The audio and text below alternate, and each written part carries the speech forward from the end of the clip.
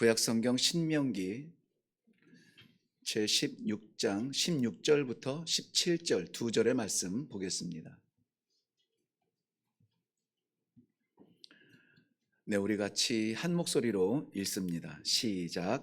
너의 가운데 모든 남자는 1년에 3번 곧 무교절에 77절과 초막절에 내 하나님 여호와께서 택하신 곳에서 여호와를 배웁되 빈손으로 여호와를 배웁지 말고 각 사람이 내 하나님 여호와께서 주신 복을 따라 그 힘대로 드릴지니라. 아멘. 아멘. 네, 오늘은 우리 한 번 더 기도하고 말씀 나누도록 합니다.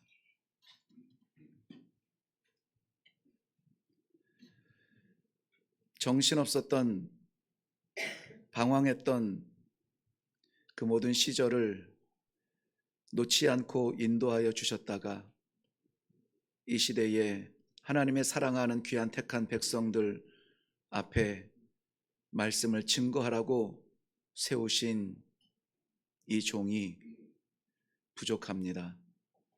마른 막대기 같습니다. 그러나 오늘 말씀이 선포되어지는 이 순간에 마른 막대기에서 생명의 싹이 나게 하여 주시옵소서. 사랑하는 주의 백성들, 두려운 마음으로 올라왔다 공허하게 내려가지 않도록 채워주시는 은혜로 말미암아 찬송하며 내려갈 수 있도록 말씀의 풍성함이 넘치게 하여 주시옵소서. 악한 것들 틈타지 못하도록 지켜 주실 줄로 믿사옵고 예수님의 이름으로 기도하옵나이다. 아멘. 아멘. 네, 오늘 우리는 맥주 감사 주일로 드리게 됩니다. 주일 예배로 드리게 됩니다. 내용의 전체를 보자면 오늘 16장 1절에서 17절까지 보는 것이 맞을 것 같고요. 그리고 맥주 감사절이라고 하는 절기에 맞추자면은 9절에서 12절까지를 본문으로 하는 것이 좋겠고요. 절기로 치자면은 이 세 가지의 절기 가운데 모든 그 절기를 어떻게 드려야 되는가, 우리의 절기를 대하는 성도의 마음, 그리고 절기를 명하신 하나님의 마음, 이것을 한 곳에 볼 수 있는 것이 오늘 우리가 함께 나눈 16절과 17절 말씀입니다. 아시겠지만 이스라엘 백성들에게는 1년에 반드시 하나님 앞에 나아가서 그 얼굴을 보여야 하는 그러한 절기가 3개가 있습니다. 잘 아시는 대로 출애굽을 기념하며 올려드렸던 6월절과 연이어서 6일간을 지켰던 무교절 있죠. 그리고 그 무교절 지나고 무교절 끝나고 안식일 다음 날 안식일부터 계산해서 49일째 7주를 지낸 다음에 드리는, 그래서 77절이라고 하기도 하고, 그 다음 날 드리니까 49일 지난 다음 날 50일째 되는 날이라 그래서 오순절이라고 하기도 하고, 오늘 본문에서는 맥추절이라 이렇게 드리는 절기가 있습니다. 맥추절은 보리 추수를 마친 다음에 풍성한 추수를 허락하신 아버지께 감사의 축제를 드리는 날이죠. 그리고 나서 우리 달력으로 치자면, 태양력으로 치면 약 9월과 10월쯤에 해당하는데요.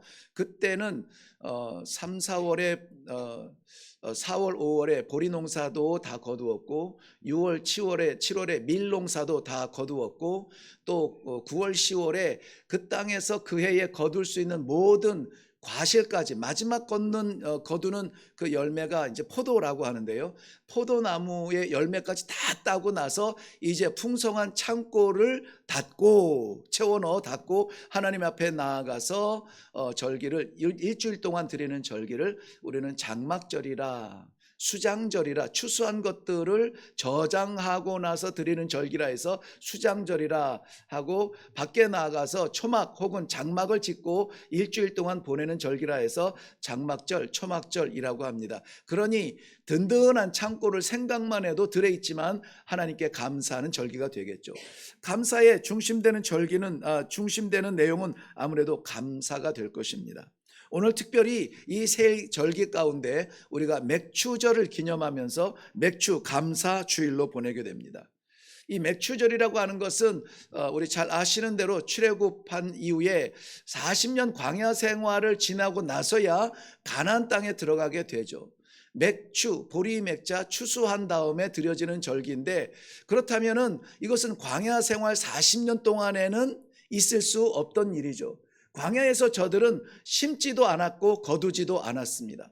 어떠한 곡물도 심을 수가 없었어요. 왜냐하면 애써 곡물을 거두겠다고 심었다가 하나님께서 이제는 움직여라 하고 구름기둥 불기둥이 움직이면 떠나면은 저들은 얼른 텐트를 걷어서 바로 하나님 말씀을 따라가야 됐기 때문에 곡식을 심고 얼마 동안 기다리는 그러한 농경 생활을 할 수도 없고 농경 생활을 할 수 있는 환경도 못 되었죠. 그러나 이스라엘 백성들 40년 광야 생활에 저들이 굶었습니까? 아니에요. 저들이 심지도 거두지 않았지만 하나님께서는 하늘문을 열어주시고 하늘 창고를 열어주셔서 저들이 굶지 아니하고 오히려 배부르게 채워가며, 어느 정도냐면 아이고야 이제는 배불러, 이제는 질리다 질려 할 만큼 저들에게 만나를 부어주셨습니다. 저들이 갈증이 날 때에 하나님께서는 바위를 깨트려서라도 생수를 치솟게 하여 그의 백성들 갈증 느끼지 아니하도록 채워주셨던 은혜의 세월이 바로 광야의 세월이었습니다. 그리고 나서 가나안 땅에 들어가 그 땅에 곡식을 심고 처음 거둔 것이 무엇이냐? 바로 이 보리를 추수하게 됩니다. 그리고 나서 하나님 앞에 올려드리는 감사의 축제가 오늘 맥추절이 됩니다. 그런데 지금 이 한국도 이제 생활의 배경들이 많이 바뀌었죠. 생산하는 그러한 종류도 많이 바뀌었죠. 농사 짓는 사람도 많이 줄어들었고, 게다가 보리는 더욱 짓는 사람이 없고, 우리가 지금 이렇게 예배자로 올라와서 예배드리는 우리들 가운데에서 보리 농사 지어서 올려드리는 그런 사람은 없을 것입니다. 그런데 우리는 이제까지 변함없이 이 맥추절을 맥추 감사 주일로 보내고 있습니까? 맥추절이라고 하는 것은 어떤 곡물의 종류를 따라가지 않는 것이 오늘날 우리가 드리는 이 맥추 감사 주일의 정신입니다. 무엇이냐면은 우리가 정말 한 해만 더 허락해 주시면은, 한 해만 더 연장시켜 주시면은, 한 해만 맡겨 주시면 하나님의 뜻대로, 하나님의 원하시는 대로 성도답게 한번 살아보겠습니다. 열매 맺으며 살아가겠습니다. 올해 그렇게 시작했던 1월 1일을 하나님 앞에 첫 시간, 첫 새벽 0시 예배를 드리면서 이 한 해가 이와 같이 예배자로 살기를 원합니다. 작정했던 것이 엊그제 같은데 벌써 우리는 반토막 내버렸습니다. 6개월을 살아드렸습니다. 그런데 그 신년 예배 때 하나님 앞에 서원했던 삶을 그대로 살아드리지 못하는 것이 우리의 고백이고 저의 고백입니다. 아니, 지난 6개월을 돌아보지 않아도, 지난 한 주간만 돌아보아도 말씀 속에 살겠습니다. 응답하신 대로 살겠습니다. 하나님 뜻대로 걷겠습니다. 하루하루를 그렇게 살겠다고 매일 말씀을 묵상하고 매일 말씀을 통독하고 매일 기도의 시간을 가짐에도 불구하고 돌아보는 우리의 시간이 하나님께서 기뻐 받으실 만한 영적 재물이었는지 산제사였는지 두려울 수밖에 없습니다. 그런데 오늘 우리는 이렇게 여지없이 주님 전에 올라왔고 구별된 백성들과 택하신 종들과 함께 예배자로 있습니다. 이것은 우리의 예배의 습관입니까? 우리의 삶의 성격입니까? 아무리 생각해도 하나님의 은혜인 것입니다. 그래서 이 맥추절은 한국 교회에서 드릴 때에 조금 의미를 발전시킬 필요가 있습니다. 무엇이냐면 어떤 곡물에 갇혀있는 감사가 아니라, 보리를 주셨으니 맥추 감사를 드립니다, 밀을 주셨으니 추수 감사를 드립니다, 이것이 아니라 지난 반년 동안 돌아보면 돌아볼수록 하나님의 은혜밖에 남지 않았네요. 아버지, 감사합니다. 감사합니다. 여전히 우리 삶이 힘들고 어렵고 질병 속에 허덕이고 있고 풀리지 않은 문제 때문에 답답하여도 그래도 돌아보면 하나님의 은혜인 것입니다. 오늘 드려지는 이 예배가 그렇게 감사로 하나가 되는 시간이 되기를 바랍니다. 이 감사의 길을 걷게 하시는 하나님은 탄탄대로가 아니라 때로는 광야로, 늘 열린 길이 아니라 때로는 거친 들로 모르시고 때로는 건널 수 없는 강 앞에 우리를 세우기도 하십니다. 오늘 설교보다 더 아름다운 우리 찬양대의 메시지가 우리 마음이 아닙니까? 불 가운데 지날 때에 타지 않도록 지켜주시니 감사합니다. 내 능력으로는 건들 수 없는데 그 깊은 바다, 깊은 강 앞에서 찬송하며 담대하게 발을 내디져 마른 땅 건너게 하시니 감사합니다. 나를 지키신 아버지께 감사합니다.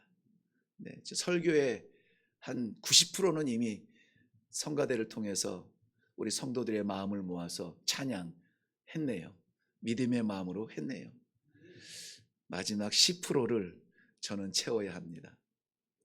이 시간에 집중하여서 그 10%가 채워지는 축복이 있기를 바랍니다. 넉넉해요. 이러한 찬양만 불러도 우리는 넉넉합니다. 우리 마음속에 이렇게 나도 모르게 솟아나는 감사와 은혜의 삶에 대하여서 우리는 성도가 된 것만으로도 너무나 감사합니다. 그런데 왜 우리가 이 맥주절을 맥주 감사 주일로 보내야 합니까? 하나님께서 명령하셨기 때문이에요. 우리가 이 교회력에 의해서 정한 것이 아니라 우리 교회가 왜 이 7월 첫째 주를 맥주 감사 주일로 정하기로 작정을 합니까? 저희들의 아이디어입니까? 장로님들의 의견입니까? 아니에요. 하나님의 명령이기 때문에 하는 것입니다.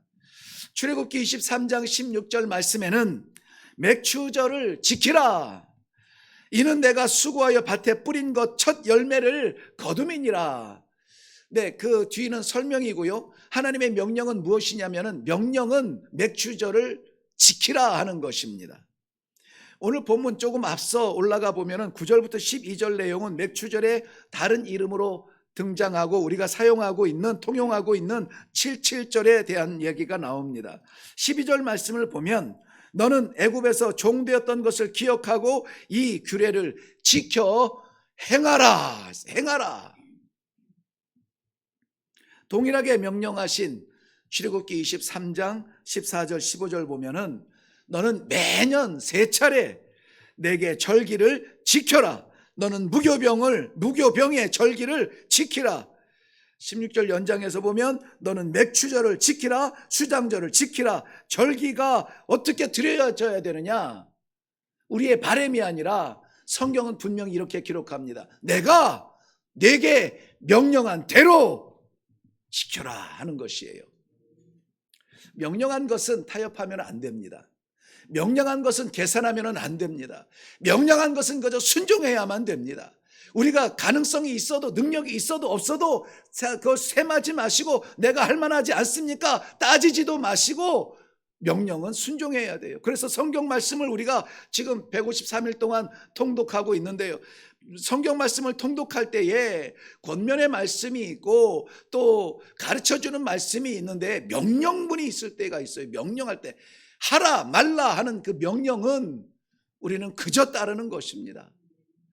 지금도 잊혀지지 않는 우리 장로님 한 분이 계신데요. 제가 선교사로 섬길 때에 개인이라고 하는 그러한 장로님이 계셔요. 이 많은 분들이 알고 있죠. 그분은 20대에 이미 누구보다 부럽지 않은 그러한 대성공을 이루었습니다. 제가 섬겼던 다곤바 부족은 전사 부족으로 단합력은 좋은데 그 안에 자기를 포기한 것으로 찾아오는 그 보상심리, 좀 시기하는 것이 많아요. 그래서 누가 잘 되는 것을 겉으로는 축하하지만은 그것을 만족스럽게 내가 전심으로 축하하기는 좀 어려운 것 같아요. 그래서 마음속에 이렇게 새겨놓는 것들이 많이 있거든요. 그래서 내가 뭔가 돈을 많이 벌고 재산이 막 불어도 이것을 막 이렇게 말하지는 못합니다. 먼저 부르기 전까지는 말이죠. 근데 이분도 가장 재산의 1호 재산인 소를 이제 사기 시작했는데 소가 몇 마리인지 본인도 잘 모를 만큼 그렇게 대성한 분이에요. 그러니까는 이 이슬람 무슬림들 속에서는 알라를 향하여서 그러니까 헌신하는 그 사람이 얼마나 복을 받는지 저분을 보면은 안다. 그래서 특별히 그 무슬림의 그 라마단 한 달 동안 금식할 때 이분은 여기저기 쫓아다니면서 우리말로 하면 간증하느라고 바쁜 그러한 분이셨습니다. 그렇게 어려서부터 나면서부터 무슬림으로, 그리고 20대 이후에는 성공한 무슬림으로 간증하며 살아가던 그러한 분이 60대쯤이 돼요. 정확한 나이는 잘 모르겠지만은 아는 사람이 없어요. 본인도 몰라요. 제가 모른다고 해서 관심이 없는 게 아니라 아무도 몰라요. 한 60대쯤 됐을 때에 제가 봤을 때 그때에 이분이 예수님을 만나요. 예수님을 만나는데 어떻게 만나느냐? 제가 말씀과 기도로 우리 이레교회의 기둥을 세운 이유가 있는데요. 많은 이유 중에 하나입니다. 저분이 평생 동안 알라를 신으로 여기고 무슬림의 정도를 걸으며 사람들 앞에, 이슬람 앞에 자랑거리가 되었던 저가 성경 말씀을 읽으면서 예수님을 만납니다. 오직 예수 그리스도의 십자가로 말미암아 우리가 하나님 나라의 티켓을 가지고 있다. 내 안에는 그게 있다라고 말하는 이 작은 전도자의 음성에 괘씸하고 불쾌해서 저에게 성경책 한 권을 달라고, 당신이 말하는 그 예수가 틀렸다는 것을 내가 반드시 찾아주겠다고. 그분이 나이가 있음에도 불구하고 영어를 좀 합니다. 그래서 제 성경책을 드렸고 그분이 영어 성경책을 읽다가 예수님을 만나요. 왜냐하면 구약 성경부터 계속 읽어나가는데 기다리는 메시아가 그림자처럼 보이다가 예수 그리스도가 역사의 정점으로 세워지면서 그 이후에 초대교회의 모든 역사가 틀림이 없거든요. 맞거든요. 자기가 아는 그대로거든요. 예수님을 만납니다. 그 다음부터 그의 나머지 인생은 어떻게 되느냐? 돈 벌라고 산다? 천만의 말씀이에요. 그분이 그 모든 재산들이 어디에 있는지도 모르는 그 재산들 다 빼앗기고 2명이나 있는 부인들 다 도망가고 20명이나 되는 그 자식들과 손주들이 밥을 주지 않아도 두렵지 아니하고 예수를 믿는 것을 포기하지 않아요. 전에는 지나가면은 개인 일로 오시오 이야기를 들으면서 이렇게 어른 대접을 했지만은 예수 믿기로 작정한 다음부터 동네에서 완전히 왕따가 되고 외톨이가 되어서 아무도 눈을 주지 않습니다. 집에서 밥도 주지 않아요. 씻을 물도 주지 않습니다. 지성진 집사님 경험을 해보셔서 알겠지만은 저희는 남자가 가서 물 떠와가지고 저는 해요. 저는 선교사니까는 이제 동네 아이들 같이 데리고 가서 물 떠주느라고 그건 섬김이고, 어른이 자기가 물 떠서 씻고 자기가 물 떠서 마시는 일은 없습니다. 그래서 우리는 대가족이 있거든요. 일부 다처제의 대가족이라서 많은 식구들이 모여서 사는데 아이들이 다 그 일을 합니다. 물 떠주면 마시고 물 떠주면 씻고 밥 갖다 주면 밥 먹고 이렇게 해야 되는 것인데, 그 가족에서도 20명이 넘는 그 공동체 가족 속에서도 그 일을 하는 애들이 없어요. 할아버지한테 물 갖다 주려고 해도 며느리들이 그것을 말려요. 왜냐하면 그것이 소문나면은 그 한 사람이 아니라 그 가족 자체가 그 마을 커뮤니티에서 완전히 버림을 받기 때문에 그래요. 그러면은 이분의 나머지 삶은 뭐 합니까? 저희 집에 와서, 학교가 세워지기 전에는 저희 집에 와서, 학교가 세워진 이후에는 학교에 와서 아이들 코 찔찔하는 이러한 아이들하고 같이 등교해서 저희들이 내주는 그 플라스틱 의자에 앉아서 종일 말씀을 읽으세요. 그리고는 저희들과 함께 아이들 점심 나누는 그 밥을 우리는 학생들, 교사들, 저희들 다 같이 먹거든요. 거기에 둘러앉아서 같이 밥 한 끼 먹어요. 그리고는 말씀을 또 읽는데요. 어느 날 갑자기 그 의자가 비어집니다. 보이지 않아요? 은박이는 어디 가셨지? 뻔합니다. 100이면 100이에요. 100이면 99도 아니에요. 100이면 100 전도하러 가는 거예요. 이 성경에서 읽다가 성경에서 하나님이, 성경에서 주님이 이렇게 하라고 하셨습니다 하면은 가서 그걸 하는 거예요. 자기를 못 살게 굴고 자기한테 애들이 밥 갖다 주는데 왜 밥을 갖다 주냐고 말리는 그 아들 밉지만 가서 그래도 내가 너를 사랑한다 그 한마디 하고 와요. 하라고 하는 것은 지켜야 돼. 나는 그렇게 아름다운 신앙의 발자취를 본 적이 없어요. 나중에는 이 발이 퉁퉁 부어서 코끼리 발같이 돼서 발목이 제 허벅지처럼 붙는 그런 모습 속에서도 멈추지 않습니다. 전하라 하면은 어디로 가서 전할까요? 기도하고 나아갑니다. 그냥 길도 없는 부시로 들어가요. 조그마한 자전거 다니는 그런 길이 있는데 그런 길 따라서 들어가요. 그러면 그 안에 마을이 있어요. 나도 못 찾는, 내가 차를 가지고 들어가도 못 찾는 마을을 하나님께서는 그 장로님을 통하여서 보게 하시고 쫓아와서 목사님 갑시다. 목사님 같이 갑시다. 명령하는 것은 타협하는 게 아닙니다. 원수를 70번씩 7번까지 용서하라는 말씀은 쉽게 받을 수 있는 말이 아니에요. 제자들한테 했으니까는 그거 그러면 원수 용서하면 되지. 됩니까? 돼요? 저는 말은 그렇게 용서해야지, 용서하겠습니다 했는데도 여전히 또 지나고 생각나면 괘씸하고 지나고 생각나면 불쾌하고 그렇단 말이죠. 우리 심장이 그래요. 쉬운 일은 아닙니다. 할 수 있는 인격도 우리는 못 돼요. 그런데 어떻게 해야 됩니까? 순종해야죠. 순종이. 여러분 100세에 아들을 낳은 사람이 있어요. 100세에 그 자신도 이렇게 고백합니다. 나는 마른 장작 같아요. 내가 어떻게 아이를 낳습니까? 지팡이같이 바싹 말라서 쓸모없는 자신인데 하나님께서 약속을 해주시고 100세의 아들을 주세요. 그 아들이 이삭이잖아요. 그런데 무슨 변덕입니까? 하나님께서 네 아들을 내게 바치라는 거예요. 왜 바치라고 하느냐? 언제 바치라고 하느냐? 어떻게 바치라고 하느냐? 아무것도 설명하지 않냐고 바치라고 하는데 아브라함은 이것을 철석같이 알아듣고 성경 말씀에 정확하게 이렇게 기록이 되었어요. 아침에 일찍이 일어나. 아침에 일찍이 일어나 떠납니다. 어디를 가요? 아들을 바치러 가요. 타협하지 않습니다. 아내에게 묻지도 않습니다. 왜? 하나님이 말씀하시니까, 하나님이 명령하시니까. 아침에 일찍이라고 하는 것은 새벽 미명이라는 것인데요. 왜 새벽 미명일까요? 그 하루를 시작하는 첫 호흡, 첫 생명, 첫 결단을 아버지의 명령을 따르기로 작정한 거예요. 그리고 나서 모리아산을 향하여서 나아갑니다. 바치라 했을 때 막 하나님 앞에 막 기도하는데 하나님이 바쳐라 그러니까는 알겠습니다. 눈이 획 돌아가가지고 그 자리에서 그냥 확 바치는 거는 정신 나가면 할 수도 있을 거예요. 그런데 그 고민하고 주저하며 야 이거 정말 맞나 아닌가? 이 길을 3일 길을 갑니다. 3일 길을 가요. 순간 어떻게 순교하려면 순간 순교할 수 있을 것 같은데 평생 순종하라고 하면은 그게 그렇게 쉽지가 않아요. 그래서 우리는 순교를 최고의 신앙의 어떤 마지막 최고봉으로 보지만 순교보다 어려운 게 순종이라고 하죠. 3일 길을 가요. 그래도 마지막 흔들리지 않냐고 뭐라고 하냐면은 받으실 재물은 아버지께서 준비하셨다. 아버지께서 누구요? 너야. 너야. 그 걸음이 비틀거리지 않습니다.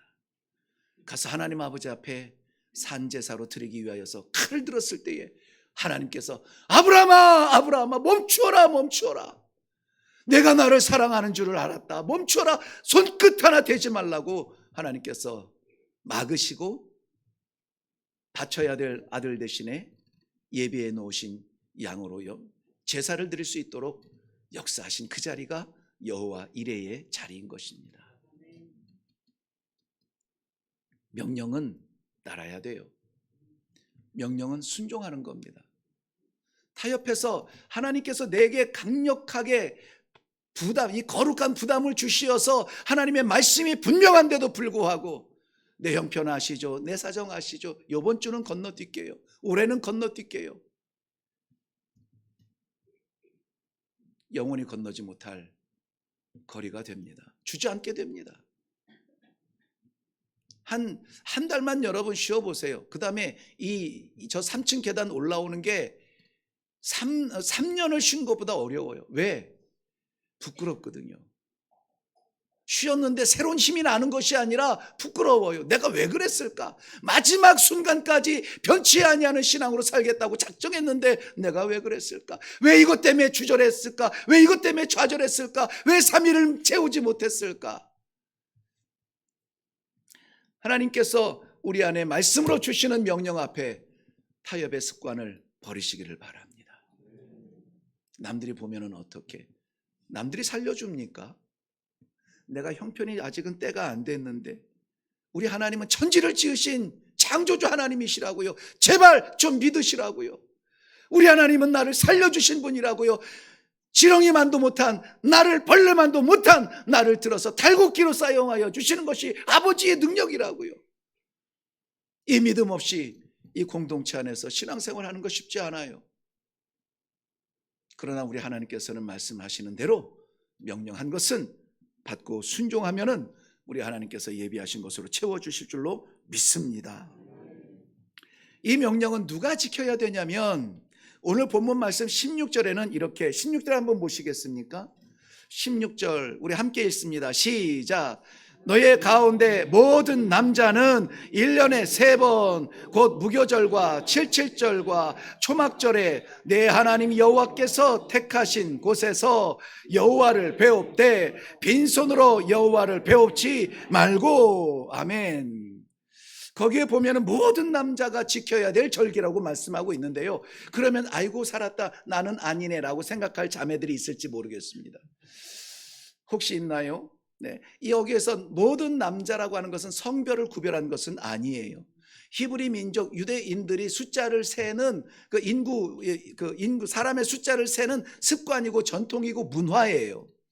예를 들어서 출애굽기 12장에 보면 이스라엘 백성들이 430년 묶여있던 애굽에서 출애굽할 때에 걸을 수 있는 장정이 60만 명이라 이렇게 말해요.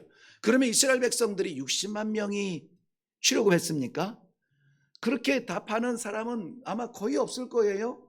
우리 여기 누가 세 가족 맞췄더라?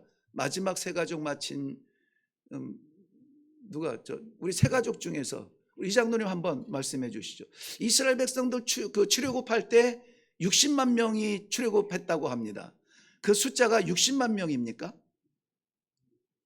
네, 갸우뚱하셨어요. 길어지면 곤란하실 것 같아서 갸우뚱하는데 아닐걸요? 이 말이거든요. 그거는 걸을 수 있는 장정만 60만 명이고 아이들과 여인들과 나그네들과 노예들은 숫자로 치지 않은 거예요. 그래서 보통은 최소 200만 명이라 이렇게 보는 것이 일반적이잖아요. 250만 말하기도 하고 300만 말하기도 하지만은 그거는 숫자를 세지 않았으니까 몰라요. 그런데 어쨌든지 우야동동 걸을 수 있는 사람, 전쟁에 나갈 수 있는 사람이 60만 명이라고 말씀해 주셨다는 것입니다. 그렇다면은 오늘 너희 가운데 모든 남자는 이라고 했을 때 남성에게 명령한 것이 아니라 모든 살아있는 주의 백성들, 하나님의 백성들을 향한 명령이라는 사실입니다. 생명받은 모든 사람들은 이 절기를 지켜야 돼요. 어떤 생명이냐? 하나님께서 주신 생명이죠. 우리 모태로부터 태어난 이 육신의 생명이 아니라 영원한 생명을 주신 우리 하나님 아버지를 믿는 사람들은 이 절기를 다 지키라는 거예요. 왜 제가 생명 있는 사람이라고 말하냐면은 맥추절의 뿌리는 6월절이에요. 여러분 430년 애굽에서 종으로 산다는 것은 쉬운 일이 아니죠. 430년 동안 자기의 민족의 정체성을 유지했다는 것만으로도 저는 기적이라고 봐요. 왜냐하면은 종대로 살아가는 것으로 만족했으면 그러지 않았을 텐데 우리의 처지를 안 거예요. 우리가 이렇게 살 사람들이 아니라는 거예요. 그러니까는 우리가 어떤 사람인데 이 땅에서 이렇게 살아가고 있느냐? 그것을 출애굽기에 보면은 출애굽기 3장에 보면은 저들의 울부짖는 소리를 하나님께서 들으셨다라고 해요. 왜 울었을까요? 고생해서 울었을까요? 노예로 태어난 사람들은 자신의 고생을 통하여 울지 않아요. 우리는 그렇게 태어난 것으로 인정을 합니다. 그런데 430년이 지나도록 이방인들 속에서 노예로 살아가는 저들의 정체성이 안타깝고 답답하고 그들을 짓누르려고 하는 저들의 종교성마저 빼앗으려고 하는 애굽 사람들의 그러한 강력한 통치에 눌려서 저들이 통곡하고 울부짖고 있는 것입니다.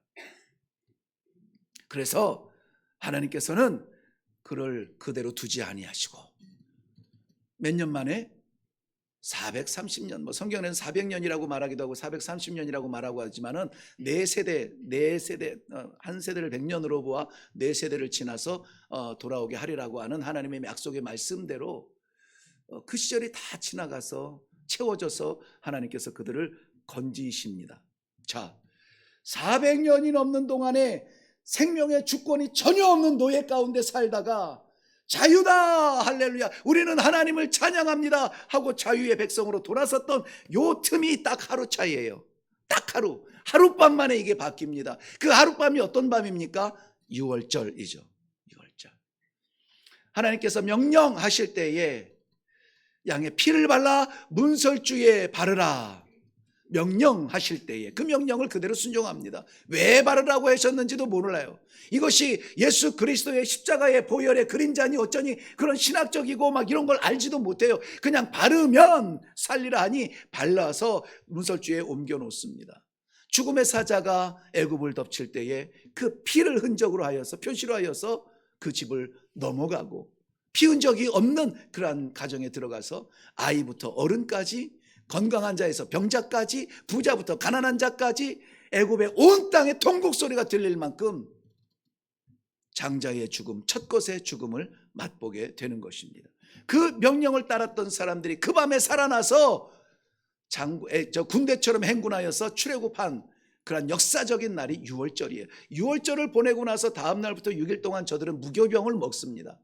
이스트를 넣지 아니한 딱딱한 빵을 먹으면서 이 430년 노예로 살았던 이러한 이 답답했던 매였던 그러한 삶과 광야 생활까지 추억하면서 먹는 것이 이 무교병이에요. 무교병을 먹으면서 6일을 지나고 그리고 나서 보리를 추수하기 시작합니다. 무교절은 6일 동안 지나는데 6일 지나고 처음 맞이하는 안식일 다음 날부터 계산해서 7주를 보내요.